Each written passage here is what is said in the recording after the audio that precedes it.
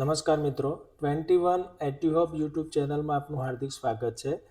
મિત્રો, ટાટ પરીક્ષામાં શિક્ષક અભિયોગ્યતાના 35 ગુણના પ્રશ્નોમાં એક મુદ્દો છે શૈક્ષણિક મનોવિજ્ઞાન, કે તેમાંથી આપણને 15 ગુણના 15 પ્રશ્નો પૂછાતા હોય છે.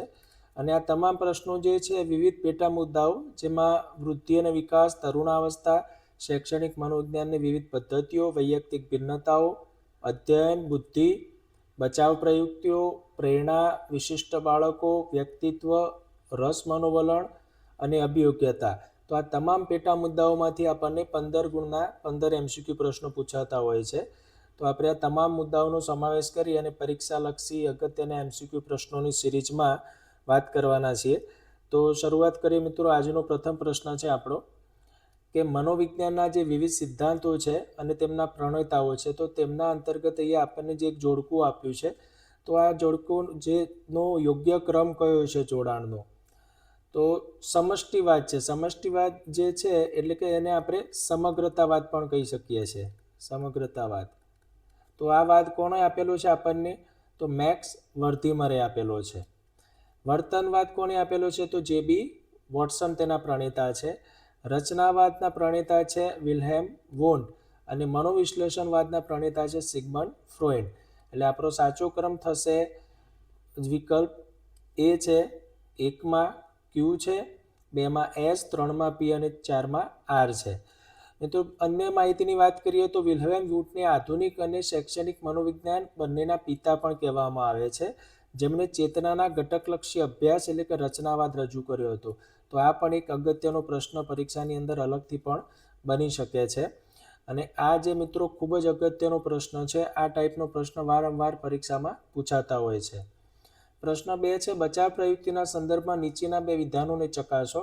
તો વિધાન 1 છે કે બચાવ પ્રયુક્તિઓ એ વ્યક્તિને હતાશા કે વૈફલ્યમાંથી બચાવવા માટે જાગ્રત અવસ્થામાં યોજાતા પ્રત્યક્ષ ઉપાયો છે. બે શબ્દો છે અગત્યના મિત્રો, જાગ્રત અવસ્થા અને પ્રત્યક્ષ ઉપાયો છે. અને વિધાન 2 છે કે બચાવ પ્રયુક્તિઓ આત્મપ્રવંચક હોય છે અને તેના દ્વારા વ્યક્તિને અહમ ગવાતો અટકે છે. તો આ બંનેમાંથી કયા વિધાનો સાચું છે એના રિગાર્ડિંગ એ આપણે જોવાનું છે. તો બંને વિધાનમાંથી ફક્ત વિધાન 2 છે એ સાચું છે. તો વિધાન 1 કેમ સાચું નથી, તો કારણ એ છે કે બચાવ પ્રયુક્તિઓ સભાનતાપૂર્વક નહીં પરંતુ અજાગ્રતપણે લેવાતા પરોક્ષ ઉપાયો છે. અહીંયા કયો વાત કરી છે વિધાન 1માં, અહીંયા આપણને વાત કરી છે જાગ્રત, પણ કેવું છે એ અજાગ્રતપણે લેવાતો નિર્ણય છે. અને યોજાતી પ્રત્યક્ષ ઉપાયની વાત કરી છે, પણ બચાવ પ્રયુક્તિ કેવો ઉપાય છે, પરોક્ષ ઉપાય છે, કે જેનાથી વ્યક્તિ પોતાની આબરૂ બચાવવા અને હીનપણતુનો જે ભાવ છે એનો ટાળવાનો પ્રયાસ કરે છે. તો આ ખૂબ જ ધ્યાનમાં રાખવાની બાબત છે. પ્રશ્ન 3 છે, બેન્જામિન બ્લૂમ દ્વારા જે દર્શાવેલા અધ્યયનના જે જ્ઞાનાત્મક ક્ષેત્ર છે, તો તેના સોપાનોને ચડતો ક્રમમાં ગોઠવણી કરવાની છે. એટલે જો આપણે સોપાનોને ક્રમમાં યાદ રાખેલા હોય તો આપણે એને સરળતા જવાબ આપી શકીએ છીએ કે જ્ઞાન, અર્થગ્રહણ, ઉપયોજન, પૃથ્થકરણ, એકત્રીકરણ અથવા તો સંયોગીકરણ અને મૂલ્યાંકન. તો ચડતા ક્રમની અંદર આ ક્રમ રહેલો છે. આ ઉપરાંત તેમની અધ્યયનના જે 3 ક્ષેત્રો છે એમાં જ્ઞાનાત્મક સિવાય છે ભાવાત્મક અને મનોક્રિયાત્મક. જ્ઞાનાત્મક ક્ષેત્રના એ આધારશિલા છે, જ્યારે મૂલ્યાંકન તેનું સર્વોચ્ચ અને અંતિમ સોપાન છે એવું કહેવાય છે. પ્રશ્ન 4 છે, તરુણાવસ્થાના શારીરિક અને માનસિક વિકાસ બાબતે નીચેનામાંથી કયું વિધાન અસત્ય છે. સત્ય છે કે અસત્ય એ ખાસ ચેક કરવાનું, પછી પ્રશ્નના વિકલ્પ વિશે વિચારવાનું. તો તરુણાવસ્થાને ઝંઝાવત અને સંઘર્ષનું કાળ કહેવામાં આવે છે, તો આ સાચી બાબત છે. આ અવસ્થા દરમિયાન શારીરિક વિકાસ થોડો મંદ પડે છે, પરંતુ જાતીય વિકાસ અત્યંત ઝડપી બને છે, તો આ પણ સાચી બાબત છે.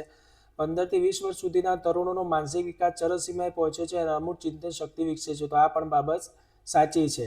એનો મતલબ કે છોકરાઓ કરતાં છોકરીઓની કલ્પના શક્તિ વધુ તેજ અને સક્રિય હોય છે. તો આ વિધાન જે છે કેવું છે, બંનેના વિકાસ બાબતે કહેવાય કે અસત્ય છે એવું કહી શકાય.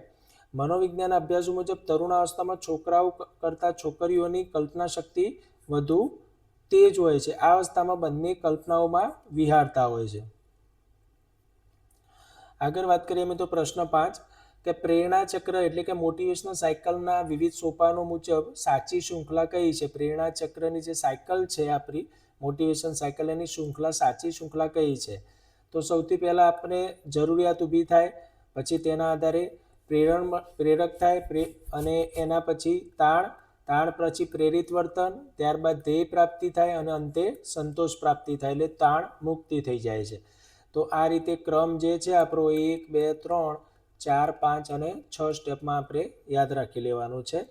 પ્રેરણાની શરૂઆત જે છે અબ્રાહમ મેસ્લોના સિદ્ધાંત મુજબ જરૂરિયાતથી થાય છે, અને આ જરૂરિયાત સંતોષાવાના અભાવે ઉદ્ભવતી તાણ છે એ ધ્યાન કેન્દ્રી વર્તન કરવા પ્રેરે છે, અને જ્યારે આ ધ્યાન કેન્દ્રીમાં ધ્યેય પ્રાપ્તિ થઈ જાય છે ત્યારે સંતોષ પ્રાપ્ત થાય છે. તો આબ્રાહમ મેસ્લોનો સિદ્ધાંતની શરૂઆત અને અંત છે જે સોપાનો એ છે. પ્રશ્ન 6 છે, અભિયોગ્યતાની સંકલ્પના સ્પષ્ટ કરતા વિધાનો પૈકી કયું વિધાન અસંગત છે? તો સાચો જવાબ છે બી. યોગ્ય તાલીમ દ્વારા વ્યક્તિની અભિયોગ્યતાના મૂળ પ્રમાણમાં સીધા વધારો કરી શકાય છે, તો એ શક્ય હોતું નથી. અભિયોગ્યતા જન્મજાત વારસા રૂપે પ્રાપ્ત થાય છે અને તે વ્યક્તિની ગર્ભિત આંતરિક શક્તિ છે, તો સાચું છે. અને અભિયોગ્યતા અને બુદ્ધિ બંને અલગ અલગ બાબત છે, એ પણ સાચું છે. આ પ્રશ્ન આપણને જવાબમાં ભાગરૂપે અલગથી પણ પૂછી શકાતું હોય છે. કોઈ પણ એક જ વ્યક્તિમાં વિવિધ અભિયોગ્યતાઓનું પ્રમાણ જુદું જુદું હોઈ શકે છે, તો આ પણ બાબત સાચી છે. એટલે કે અભિયોગ્યતામાં તાલીમથી વધારો કરી શકાતો નથી. તાલીમ માત્ર જે સુષુપ્ત શક્તિની જે અભિવ્યક્તિ હોય છે તેના વિકાસ માટેનું શું કરે છે? એક પ્લેટફોર્મ પૂરું પાડે છે. પ્રશ્ન 7 છે, નિર્બળ જે માનસિકતા ધરાવતા શક્તિયુક્ત બાળકોના આઈક્યુ મુજબ અહીંયા જે ક્રમ આપેલા છે, તો એમાંથી એને સાચું જોડકું જોડવાનું છે આપણે. તો નિમ્ન બુદ્ધિ કોને જે છે તો એ કઈ કહેવાશે? પછી મૂઢ અથવા મૂર્ખ અને મહામૂર્ખ. તો નિમ્ન બુદ્ધિ એટલે કે જે 50 થી 70 ની વચ્ચે હોય, મૂર્ખ અથવા મૂઢ જે કહેવામાં આવે છે તો એ કયું છે? 25 થી 50 વચ્ચે. અને મહામૂર્ખ એટલે એ કયું કેટેગરીમાં જશે? 25 થી નીચે. એટલે વિકલ્પ સી આપણો સાચો થશે. એટલે આઈક્યુ મુજબ ધરાવતા બાળકોમાં જે 50 થી 70 નું આઈક્યુ ધરાવે છે એને મોરમ કહેવામાં આવે છે, અને જેઓ સામાન્ય રીતે વાંચન લેખન શીખી શકે છે. પણ જે મહામૂર્ખ અથવા તો ઇડિયટ છે એમનો આઈક્યુ 25 થી પણ ઓછું હોય છે. એટલે મોટાભાગે કેવા હોય છે? પરાવલંબી હોય છે. આગળ છે, વૃદ્ધિ અને વિકાસ વચ્ચેના મૂળભૂત તફાવતો સંદર્ભે કયું વિધાન ક્ષતિયુક્ત એટલે કે ખોટું છે? તો વૃદ્ધિ એ માત્ર શારીરિક ઘટના છે, જ્યારે વિકાસ મનોશારીરિક ઘટના છે, તો સાચી બાબત છે. વૃદ્ધિ માટે વિકાસ થવો આવશ્યક નથી, પરંતુ વિકાસ માટે વૃદ્ધિ થવી અનિવાર્ય છે, તો આ પણ સાચું છે. વૃદ્ધિ આજીવન ચાલતી પ્રક્રિયા છે મિત્રો. વૃદ્ધિ આજીવન ચાલતી નથી, પરંતુ તરુણાવસ્થા જે છે પૂર્ણ થાય છે ત્યાં સુધી ચાલતી હોય છે મોટા ભાગે, તો એટલા માટે આજીવન ચાલતી નથી. જ્યારે વિકાસ અમુક પરિપક્વતાની કક્ષાએ અટકી જાય છે, તો આ પણ જે છે ઉલટી જોડાણ થયેલું છે કે વિકાસ એ કેવી છે? નિરંતર ચાલતી પ્રક્રિયા છે. તો આ બંને એકબીજામાં ક્રોસ જોડાયેલા છે, માટે વિધાન વિકલ્પ સી જે છે એ ખોટું વિધાન છે. એટલે વિકલ્પ સી જે આપણો સાચો ઉત્તર થશે. એટલે કે બંને ઉલટા જોડાયેલા છે એવું કહી શકાય. પ્રશ્ન 9 છે, વૈયક્તિક ભિન્નતાઓના શૈક્ષણિક ફલિતાર્થો મુજબ વર્ગખંડમાં એક શિક્ષકે કઈ બાબતનું આયોજન ટાળવું જોઈએ? તો વિદ્યાર્થીઓને વૈયક્તિક અનુરૂપ અભિક્રમિત અધ્યયન પદ્ધતિનો ઉપયોગ કરવો જોઈએ. તો હા. શારીરિક અને માનસિક શક્તિઓને ધ્યાનમાં રાખી વિશિષ્ટ બાળકો માટે અલગ માર્ગદર્શન આપવું જોઈએ. તો હા, પરંતુ વર્ગના તમામ વિદ્યાર્થીઓની ક્ષમતા એક સમાન માનીને બધા માટે એક સરખા કઠિન ગૃહ કાર્યનું આયોજન કરવું જોઈએ નહીં. એટલે આ વિધાન જે છે એ કેવું છે? ખોટું છે. એટલે ટાળવું જોઈએ. આ પ્રકારનું કાર્ય વર્ગખંડમાં કરવું જોઈએ નહીં, કારણ કે વર્ગની અંદર જે મંદ બુદ્ધિવાળા અને તીવ્ર બુદ્ધિવાળા બાળકોની કાર્યક્ષમતા અલગ હોય છે, તેથી ગૃહ કાર્ય તેમની વૈયક્તિક ભિન્નતાઓને ધ્યાનમાં રાખીને આપવું જોઈએ. પ્રશ્ન 10 છે, પાવલોવના જે શાસ્ત્રીય અભિસંધાનના પ્રયોગમાં નિર્ભિસંધાન એટલે કે ડીકન્ડિશનિંગ ક્યારે અસ્તિત્વમાં આવે છે? તો જ્યારે લાંબા સમય સુધી માત્ર અભિસંધિત ઉદ્દીપક એટલે કે ઘંટડી જ આપવામાં આવે અને પૂર્ણ પુષ્ટિકારક ખોરાક આપવામાં ન આવે, ત્યારે ધીમે ધીમે જે કૃત્રિમ નિરભિસંધાનમાં કે જે અભિસંધિત કેવા પ્રકારનું છે? આ કૃત્રિમ. અને કૃત્રિમ જે ઘંટડી વગાડવાથી જે લાળ જરવાની શરૂઆત થાય છે, ધીમે ધીમે કેવી થાય છે? બંધ થઈ જાય છે. એટલે કે વિકલ્પ બી એ આપણો સાચો ઉત્તર થશે. પ્રશ્ન 11 છે, બુદ્ધિના વિવિધ સિદ્ધાંતોની બાબતમાં કઈ જોડ અસંગત છે? બુદ્ધિના વિવિધ સિદ્ધાંતો જે વિવિધ મનોવૈજ્ઞાનિકો આપેલા છે તેમાંથી કઈ જોડ અસંગત છે? તો સ્પીયરમેને આપણને દ્વિઅવયવી સિદ્ધાંત આપેલો છે, જી અને એસ ફેક્ટર, જનરલ અને સ્પેશિયલ. એટલે સાચું છે.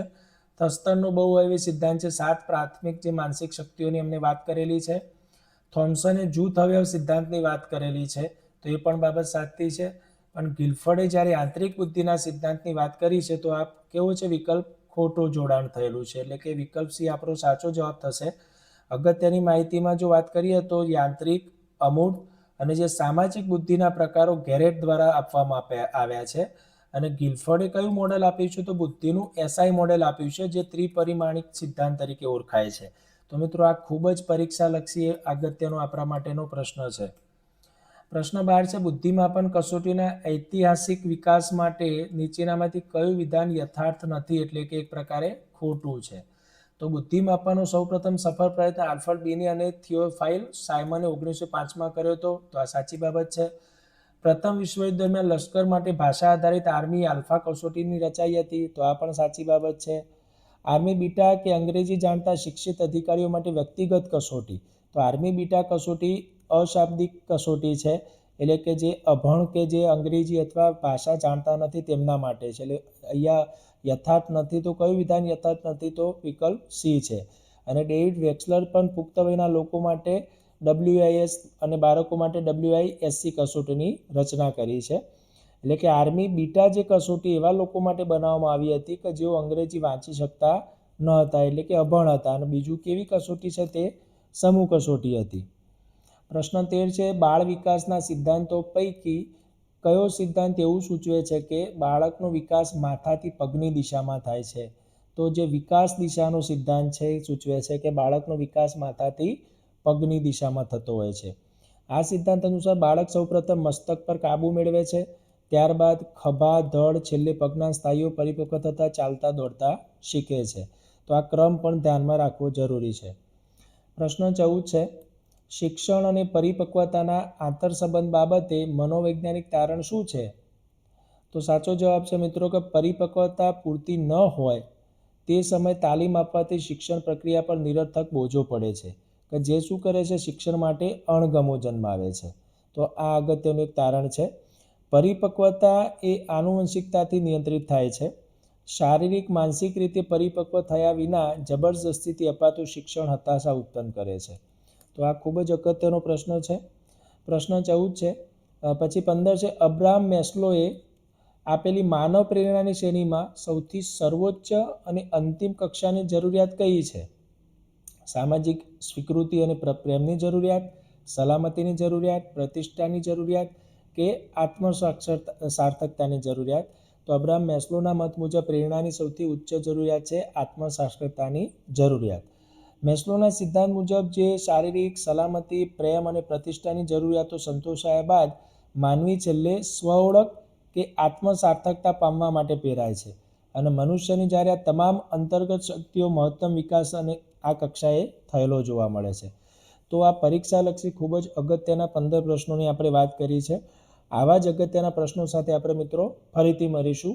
અને આપણે જે વાત કરી શૈક્ષણિક મનોવિજ્ઞાનની, તો આ તમામ જે મુદ્દાઓ છે, જે આ પ્રશ્નોની અંદર પેટા મુદ્દાઓ છે, તમામના આપણે જે છે અલગ અલગ વિડીયો બનાવેલા છે અને જે મારી યુટ્યુબ ચેનલ ઉપર ઓલરેડી છે, તો તમે તે જોઈ શકો છો અને રિવિઝન પણ કરી શકો છો અને એના આધારે તમે આવા પ્રશ્નોના ઝડપથી જવાબ આપી શકશો. તો ફરીથી આવા જ પ્રશ્નો સાથે મળીશું. આભાર.